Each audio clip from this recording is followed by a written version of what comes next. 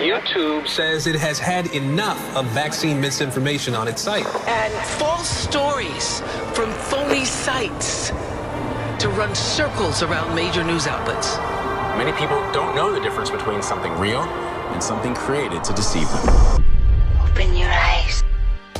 If you've ever had this feeling that something was terribly wrong with the world that we live in, but you couldn't figure out just what it was, then you've come to the right place. Secret societies, mystery religions, and the Illuminati have been controlling our reality since the beginning of time. But not anymore, because there is an awakening happening, and you are about to become a part of it. Wake up, because this is a call for an uprising. This is a call for an uprising. Welcome to today's show. I wanted to do a video covering this law that's being proposed in Massachusetts about vehicle miles traveled. And this is what the future looks like if we allow them to move forward with these carbon laws that I've been warning people about for years, including the carbon footprint. This bill, which is Bill S2246, would limit vehicle miles traveled statewide, which means you have an allowance. You have an allotted amount of space that you can travel. This is where it starts, and it ends with footsteps. It ends with how much time you could spend outdoors. That's what the plan is here. So you start with things like this. A society accepts these things that allows these types of things where the government could tell you, you can only travel X amount of miles in the state. And then suddenly, you're struggling to keep a job because remember, this is all about taking down the middle class, making everybody bankrupt. Because what do you think would occur if people can't drive from point A to point C because they have to stop at point B because they've run out of allotted travel miles, so they can't make it to their job. They have to stop halfway because they're all out. Time's up. Can't make it to work, you're fired. Another easy way to make people go bankrupt, is it not? So this is part of the statewide efforts to reduce greenhouse gas emissions, which is all make-believe. It's all a fairy tale, folks, to imprison you. Everything that happened with COVID was part of the plan to get you prepared to live that way.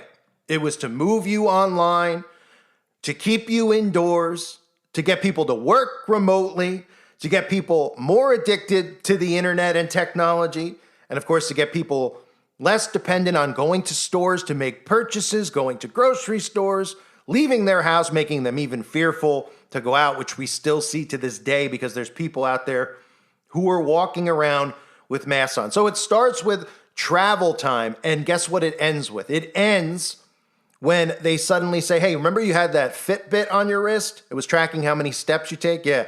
Well, first of all, we're going to put it in your body, but we're also going to monitor and track how many steps you take because we have a carbon footprint in place now. And it's not just about you going outside and driving somewhere. It's about you actually going outside in your yard because your carbon emissions are going to play a factor in this because you're the carbon that they're really trying to reduce, if you haven't gotten the hint yet. So this piece of legislation, let's call it that, because it's really a piece of you-know-what, but they're calling it a piece of legislation pending in the State House, seeks to cut emissions by creating a whole of government plan to reduce vehicle miles traveled, and is provoking strong opposition from some who see the idea as a potentially costly example of government overreach. Well, the more they brainwash the youth out there, because that's who they're targeting, that's how these communists operate. They target the youth. The more they brainwash them at a young age, 10, 5, 15, into thinking climate change is real, that this isn't about weather modification and enslavement, the more in the future we know that this will actually come to fruition, because the more the older generations die off and fight against this, the youth will only know of this mind control they're put under if the adults aren't waking them up to it. And that's why they're hell-bent on silencing people like me and people like you from waking them up to this. They just want them to fall in line. And eventually when they say, okay, these people who are 10, we've got it into their head through repetition. So taught it in the schools, right? Repetition, the key to mind control. That's why we're in school for 20 years, learning nothing of importance, no trades whatsoever, learning about a history of lies, telling you the same lies year after year after year. Then you believe those lies because it's all you've ever heard. Same thing will happen here with climate change with these kids out there. So the legislation is being called the Freedom to Move Act. That's right, the freedom to move, because guess what? You don't have the freedom to move in a new world order. Have you noticed what they're doing with travel and airlines and how they don't want you to go anywhere, and they're crashing planes in the sky and they're telling you Boeing wings are falling off and planes are going up for 33 seconds and falling down, and all this other insane stuff we've seen with the airlines, people on board losing their minds, pilots are drunk flying the plane. This is all strategic. They don't want you to travel anymore, just like they didn't want you to travel during COVID, which I said earlier. This is all about those rules that were implemented during COVID are going to be the carbon laws. They're one and the same. Masks. Think about carbon emissions of humans. They'll want you to wear masks if you go outdoors in the future. And sure, we could all look at it and say never happening, but the more they brainwash the youth out there, the more we get older and the youth believes the lies, which we see them clearly doing because they're constantly on their tech and they're constantly only seeing the things the government wants them to see and then blocking out people like us. That's all they'll believe. So the Freedom to Move Act is being pushed by lawmakers who think that simply increasing electric vehicle usage in Massachusetts is not enough to sufficiently reduce emissions from the transportation sector. Massachusetts officials are attempting to achieve net zero emissions by 2050. And then think about that, 2050, 25 years? Are you going to be here? I mean, it depends how old you are, I guess, because I'm not going to be here. I can guarantee it in 25 years. So in 25 years, the people who are not even born yet will be 25. And this is all that they'll have heard of, because we know sooner or later with the digital ID as well, that the internet, it's going to be impossible to speak truth. They're going to control all the information. It's going to be nothing but real misinformation. So State Senator Cynthia Cream is the bill's primary sponsor. While EVs are important, more needs to be done according to Cream.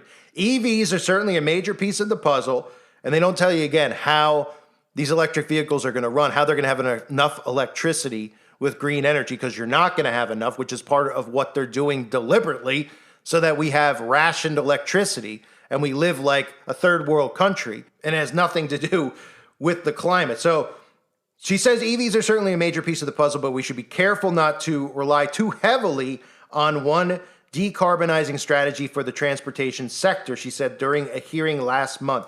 Now is the time to pursue new strategies, additional strategies for reducing transportation emissions. The need for action is now, Cream says, in part because the Trump administration is rolling back emission standards and withholding funds meant for EV charging stations. The bill would do three things. It would require the State Department of Transportation to set goals for reducing the number of statewide driving miles. Second, it would require plans to provide a reasonable pathway to compliance with emissions limits.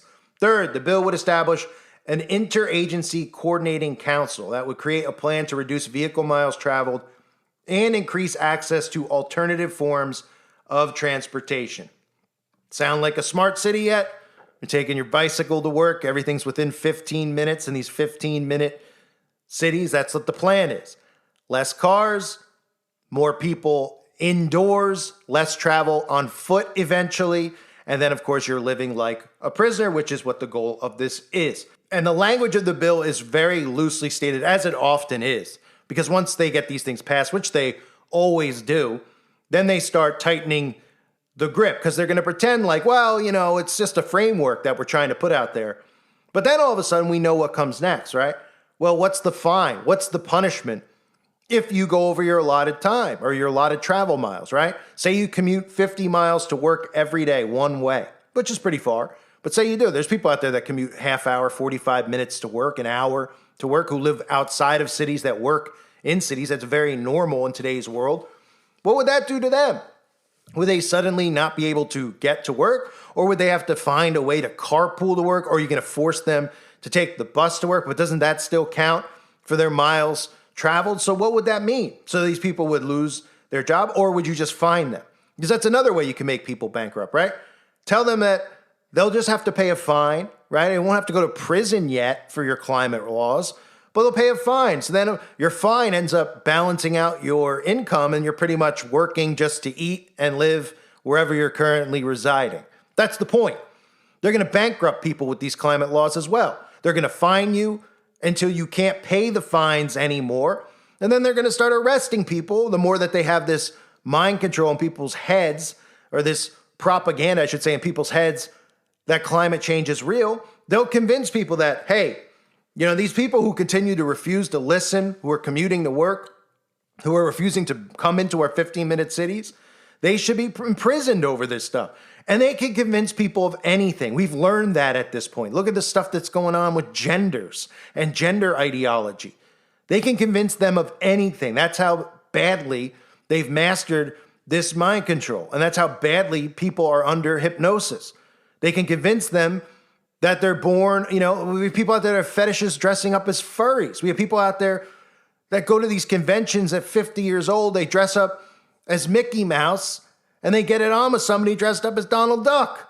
That's what we're living. I mean, they're convincing people of all of this insanity. So you don't think that they can convince them that, the environment is so important. I mean, this is for all of us. It's for everyone. Anyone out there that thinks that it's crazy should be fined. And then eventually anyone who thinks it's crazy is an enemy of the state. Well, of course they can convince them of that. So this is something I've warned about for a long, long time, about reducing how much you could move. This is what the climate laws will look like. They'll look like, hey, you can only travel from here to there. Hey, guess what? You can only go outside for this amount of time. Hey, you can only buy this. You have a allotted amount of carbon points you could use, right? Like a social credit score.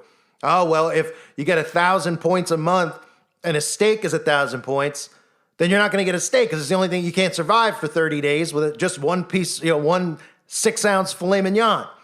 That's the point. They're going to make it impossible for people to live, and they're going to make it impossible for people to have freedom anymore. So it's funny that it's called the Freedom to Move Act, because the thing they want to do is restrict your movement, just like they did during COVID. So I just wanted to do a video about this. This is insanity if it gets passed, but of course, eventually it will. This is what the world will look like in a new world order. 15-minute cities, no travel, carbon laws. You'll be allowed to travel a small amount, just like a prisoner gets recess time. You'll get recess time at home. You'll be able to go outside for 1 hour. You're going to have to wear a mask if you do extended travel, like go see grandma on her deathbed. They'll give you a little bit of, carrot, dangle a carrot in front of you so you think that, at least I can still go do this, because everybody is just going to be under hypnotism the entire time thinking that this is what's really occurring, when it's not. Weather modification is real, right? We see geoengineering every single day, which explains the bizarre weather that we are constantly seeing, because they're targeting people with weather modification. But nobody believes it. Everyone thinks it's all an insane conspiracy theory, and they actually believe that nonsense like this is actually real. When you see the comparisons between how they want you to live with climate change and what we need to do to better the world, and then go look at all this stuff they did during COVID, because they're going to be exactly one in the same. I thank everybody for being here. Hope you're all doing well. God bless you and your families as always.